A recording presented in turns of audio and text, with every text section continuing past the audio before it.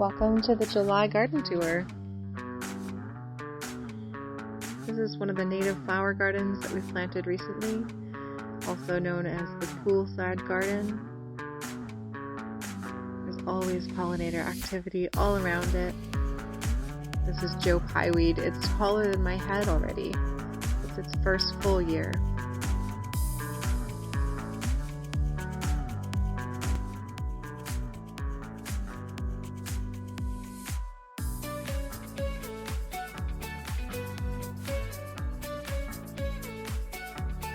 The Anise hyssop is taking off this year, the perennial in its second year.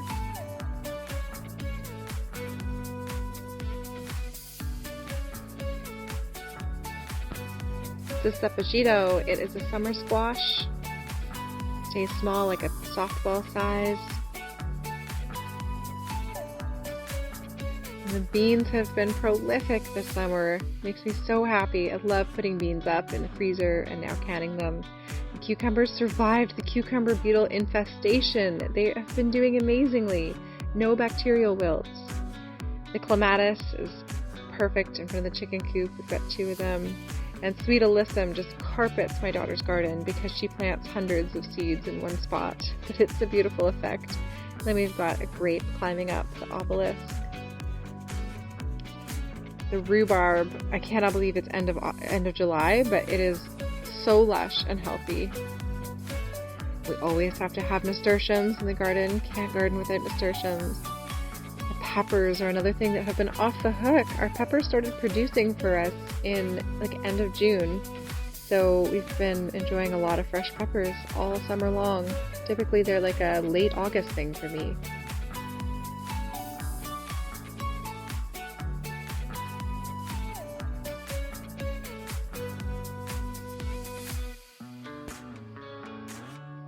More rhubarb. This is rhubarb I started from seed. This is a cherry tomato, a determinate variety. It just plunked in the ground. I didn't have a place for it, not trellising it. It's done great. And random garlic, which actually I just started pulling. This is going to be a cottage garden on the hill here, but for now I'm sticking some annuals in to fill the spaces before the perennials really fill out. There's a lot of native flowers in here. And things like this Egyptian walking onion. They're great guild plants. I like to just have a huge diversity of plants around the fruit trees. Makes me feel like they'll be protected. And raspberries are starting to pump them out. We have some raspberry cane borer and Japanese beetles attacking them, but it's not too bad. It's definitely manageable pest infestations. This beautiful trellis that was just put in this year. Lavender. This lavender used to be pruned like a Christmas tree. It was a Christmas gift and I planted it, and last year never flowered, but this year it's taken off. I love it. It's sprawling. I have no idea what kind of lavender it is. And in amongst it, along the ground there, is wild strawberry. It's this super abundant ground cover. There's an apple tree in the middle there. So sweet potatoes. I've got 2 of these sunken bins full of sweet potatoes. Another apple tree. After the bunnies ate off a couple of our fruit trees this past winter, I planted a couple new ones, so this is its first full year. You can see how I'm training it. This is frostbite variety. Training it to be flatter, like a vase, instead of a tall tree. This is now a 2-year-old fruit tree in its second full year. The summer garden is starting to transition into fall already. Well, I should say spring garden is transitioning into fall. I picked a bunch of Swiss chard that I'm gonna probably freeze. Maybe we'll use it fresh. And underneath this pile of Swiss chard is old broccoli plants and some weeds that are going to the chickens. This is what I've done to my broccoli. I'm no broccoli expert. I've never successfully grown a big head of broccoli. But it's been sending out these little side shoots for a month or so now, and the plants were huge, like they were pushing my row cover off, and so I've just chopped, aggressively cut them all back, and we're gonna see. I'll give them a chance. Maybe they'll send up another little flush of side shoots. Like they've got these little, I think those are gonna be little broccoli shoots.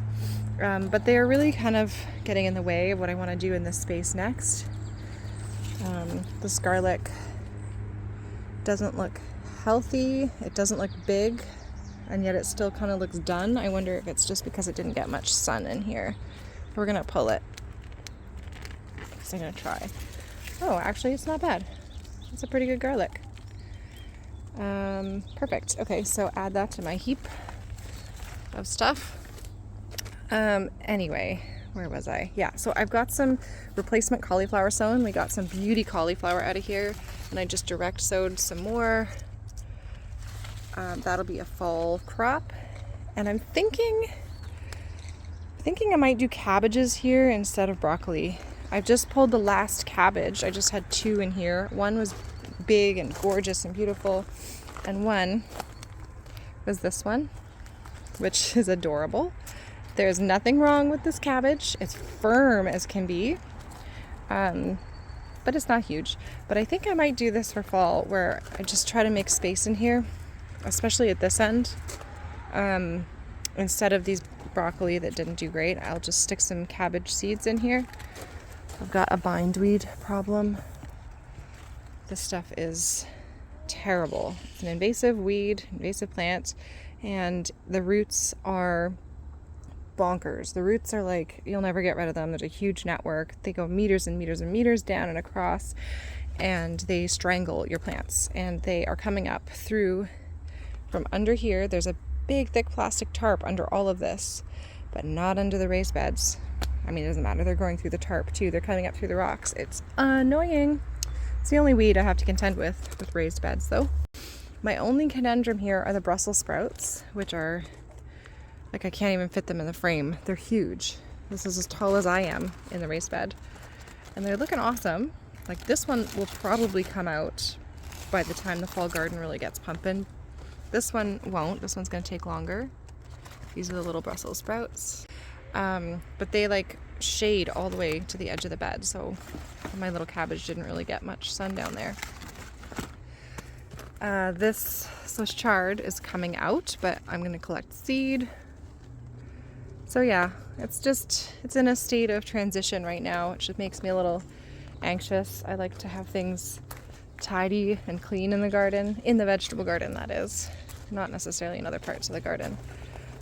And I'm growing this thing called 9-star perennial broccoli, also sometimes known as 9-star perennial cauliflower. Curious if anyone has tried growing it before, but so far I'm not liking it. So this is, I mean, these are something else, but this is it right here. It's huge. It takes up this whole back half of the bed, and I've had nothing to harvest from it yet. I don't know. I was curious to see how perennial it was and what I might get from it. Maybe it's really just meant for the greens, like if you want broccoli greens. I'm really tempted to get rid of it, pull it out, although I've wasted the first half of the growing season with it in this space. Time will tell what I decide to do with this guy. Anyway, this is just one bed in flux. Another bed in flux is where I just pulled the peas out. So this bed was rutabaga and peas, and it's got cucamelons on the arch trellis. Now the peppers and the dahlias have overtaken the bed. I don't necessarily want them to, because I was banking on this space once this rutabaga comes out. It's a pretty nice size down there already. Once this rutabaga comes out, I thought I would sow my beets all along here, but the dahlia's in the way. Maybe I can prop the dahlia up. That's enough room for beets. Also, when I took the peas out, I cut them.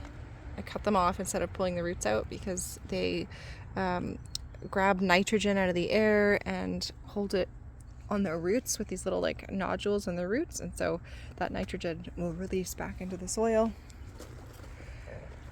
Volunteer sunflower, thanks squirrels. The potato bed. This will be next to transition to fall, because the potatoes are technically ready to come out. I just need the time to dig them out. most of this bed is potatoes.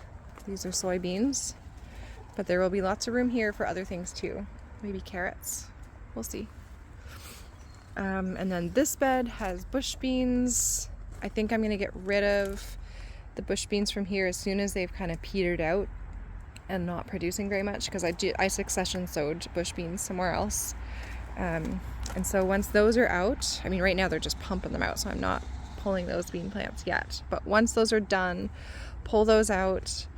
This is pak choi and lettuces that I'm just letting go to seed so I can save seeds from. And then this kale is also really massive, so I'm considering this bed is going to have plastic over it in the winter. So it's the bed I can come and harvest from, one of the beds I can come and harvest from throughout the winter. I'm thinking I might sow a couple little kales to replace these big old ones, simply because of the height. Like, these kale will live on through the winter as they are, but they're so big that they'll push the plastic cover off. So I don't know, unless we got longer hoops and made this really, really tall, but then I need a lot more plastic and then it loses heat. Decisions. Oh, but the other thing I'm putting in this bed for sure is peas. I've got my peas started. I started them inside, they've sprouted, so I do need to make some space in this jungle for my fall peas.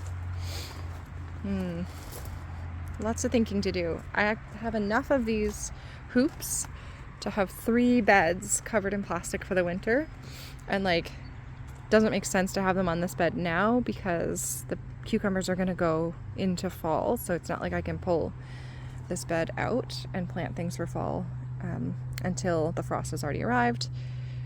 I suppose I could plant winter spinach in this bed. Things will grow in the winter, things like spinach, really cold hardy things, but very, very slowly, because not just the cold, but you have reduced daylight. What else?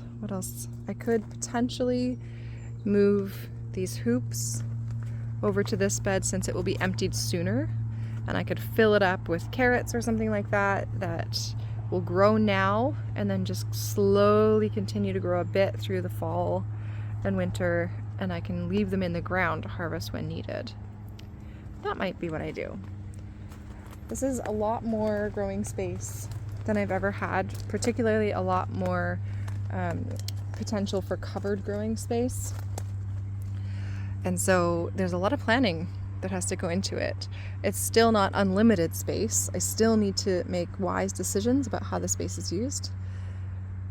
But there's a lot more flexibility and freedom in what I can do than I had in my old garden. It's pretty exciting. Cabbages, peas, carrots, beets, broccoli, cauliflower. What else should I be planning for the fall garden? Fall and winter.